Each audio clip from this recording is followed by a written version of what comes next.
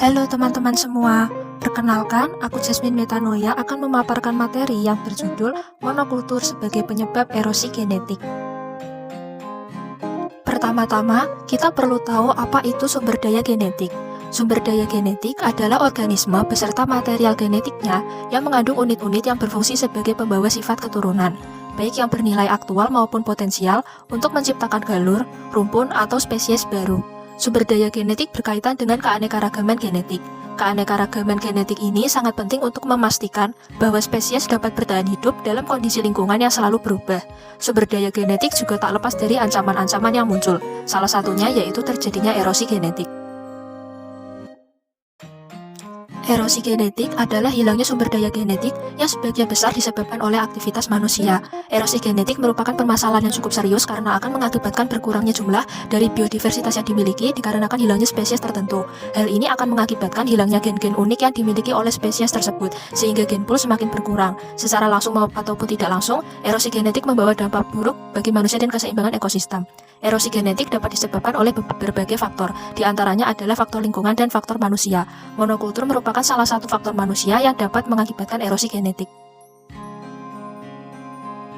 Monokultur adalah salah satu cara budidaya di lahan pertanian dengan menanam satu jenis tanaman pada satu areal. Biasanya, perkebunan hanya mempunyai satu varietas tanaman tersebut dan hampir tidak ada variasi.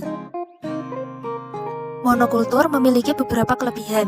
Yang pertama yaitu lebih efisien dalam penggunaan lahan. Hal ini disebabkan karena monokultur memungkinkan perawatan dan pemanenan secara cepat dengan bantuan mesin pertanian dan menekan biaya tenaga kerja karena wajah lahan menjadi seragam.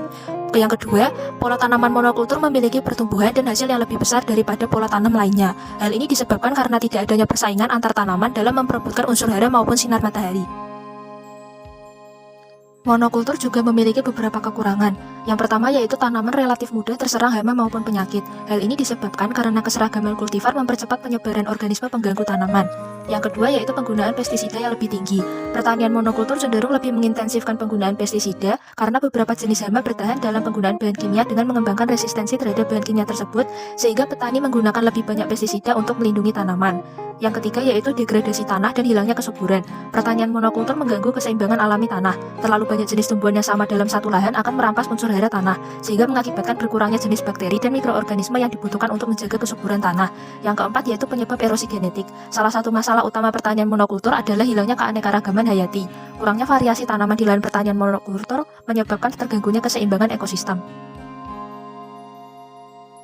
Baru-baru ini, adopsi benih hasil rekayasa genetika dapat membantu peningkatan hasil panen. Namun produktivitas ini memerlukan biaya yang besar. Dalam hal ini, monokultur merupakan pilihan yang dapat memberikan kemudahan bagi petani, namun lahan tersebut dapat merugikan keanekaragaman hayati. Mempertahankan monokultur membutuhkan masukan kimia seperti herbisida dan insektisida yang intensif sehingga dapat mengurangi kelimpahan spesies liar baik di dalam maupun di luar lahan pertanian. Penggunaan herbisida yang berlebihan berdampak pada keanekaragaman tanaman, sedangkan insektisida dapat membahayakan hewan lain secara langsung. Teori evolusi menyatakan bahwa populasi dengan variasi genetik yang rendah lebih rentan terhadap perubahan kondisi lingkungan dibandingkan populasi yang beragam. Menanam tanaman yang seragam secara genetik meningkatkan risiko kehilangan semuanya ketika variabel lingkungan berubah, misalnya jika hama baru masuk atau tingkat hujan turun. Hilangnya keanekaragaman hayati secara luas di bidang pertanian merupakan contoh dari apa yang oleh para ahli biologi disebut sebagai erosi genetik. Erosi ini terjadi seiring berjalannya waktu. Untuk sebagian besar tanaman pangan, ribuan varietas lokal yang disebut land races secara bertahap dipersempit menjadi varietas yang lebih kecil melalui pemuliaan komersial. Munculnya benih hibridisasi dan modifikasi genetik pada abad ke-20 mempercepat proses ini. Kendali atas industri benih dipegang oleh sejumlah kecil perusahaan, sehingga membatasi pilihan petani mengenai apa yang dapat mereka tanam dan semakin menurunkan keragaman. Contoh kasus erosi genetik akibat monokultur terjadi pada pisang Cavendish. Pisang Cavendish merupakan pisang yang dibiakkan tanpa biji sehingga hanya bisa diperbanyak dengan mengambil stek dari tanaman induknya. Hal ini membuat mereka secara genetik identik dengan generasi sebelumnya. Rendahnya keragaman genetik pisang Cavendish membuat pisang Cavendish tidak dapat mengembangkan ketahanan terhadap penyakit atau hama. Terdapat beberapa solusi yang bisa digunakan untuk mengatasi permasalahan monokultur. Yang pertama yaitu agroforestry. Agroforestry adalah praktik yang secara sengaja mengintegrasikan vegetasi berkayu dengan tanaman dan atau sistem hewan untuk mendapatkan manfaat dari interaksi ekologi dan ekonomi yang dihasilkan.